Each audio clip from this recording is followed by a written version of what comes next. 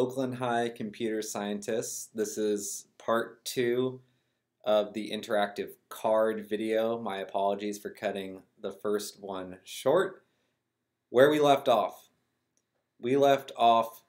making 4 if statements that are going to control the movement of one of our sprites around its environment.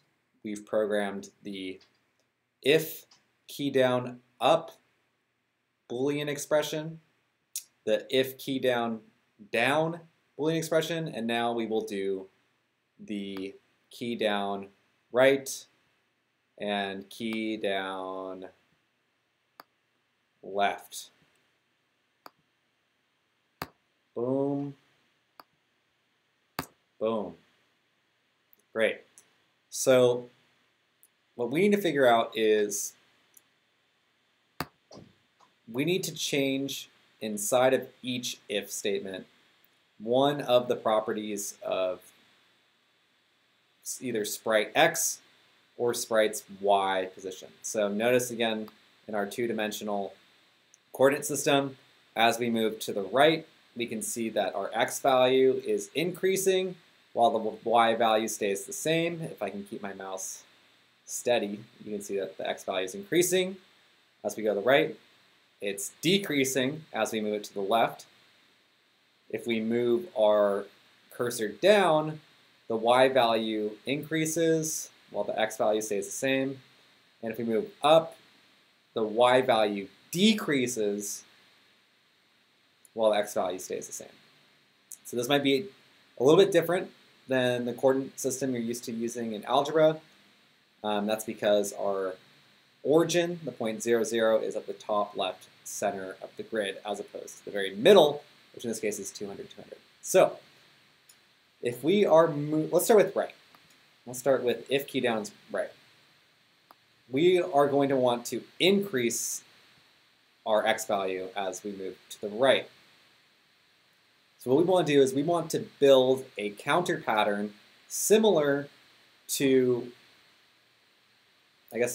first counter pattern, sorry. We are going to build a counter pattern, which means we want to add 1 pixel to its previous X position each time we hit the key down to the right. So what I mean by that is, let's type in gift1, and we are going to add 1 to gift1's X value. So we need to grab a second sprite.x, change it to gift1.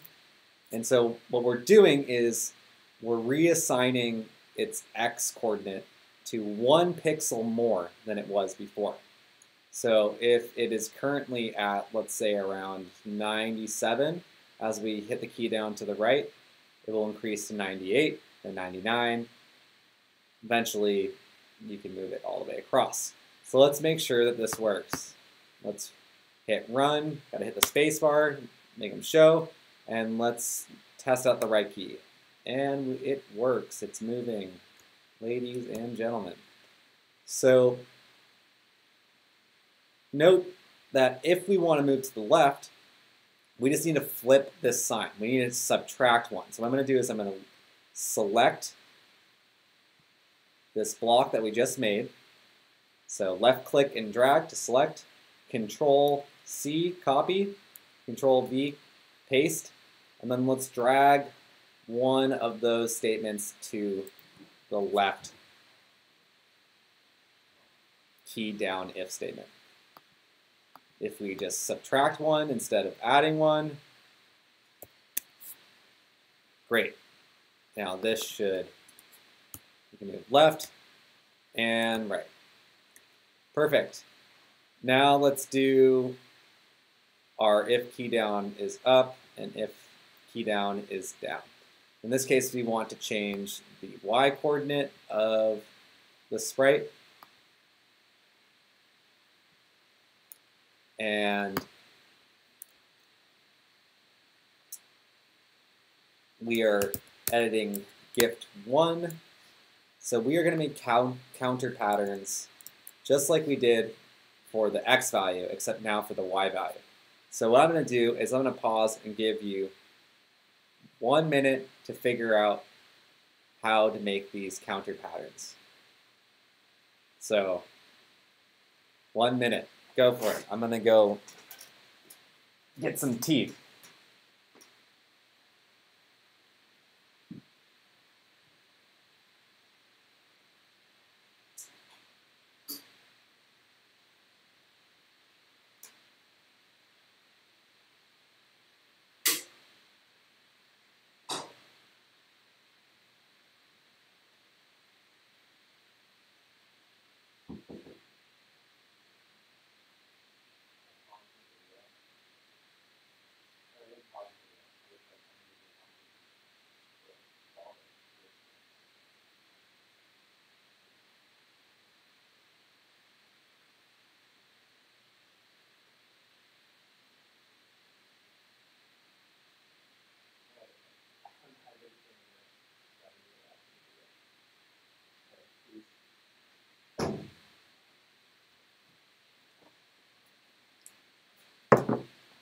Okay.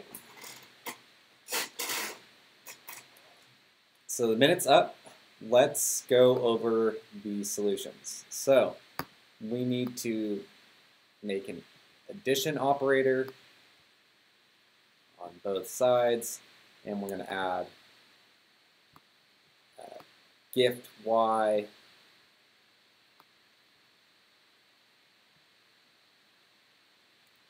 to both the down and the up. And as we move up, we actually want to add a negative amount. And as we move down, we add a positive amount. And this is what's confusing about this coordinate system. As you move down, you're increasing y's value. So let's reset and test it out. So down and up, left and right. Great. So now we know how to move a sprite in all 4 directions. You can think of something creative to do with this. Perhaps you need to move a sprite to a location and then the prize can open or something and it's a holiday present inside. Who knows? That part is up to you. So let's see, how many more things on the rubric do we need to complete? We have our 3 sprites. At least 2 of the sprites respond to user input. In this case, they respond when we hit the mouse down. They also respond when we use our keys. Updates at least 3 different sprite properties. I showed you how to do 2 of them. When we hit the space bar, we rotate and we increase the scale. Uses at least 2 conditionals that are triggered by a variable or sprite property. In this case, we're doing a variable, which is if our key press is down, left, right, or up. Increment or decrement a variable of a sprite property using a counter pattern. We are doing that when we are moving our sprite in all 4 directions. And the last thing we need to do is we need to add text that tells the user how to use the card. So that's the last thing I'm going to show you. I know this card doesn't look very much like a holiday card, but I think what I'm showing you is all of the more complicated types of programming structures, like the if statements and the counter patterns. So last thing is to do the text. We're going to tell people how to use our holiday cards. So we're going to go to our drawing toolbox and grab the text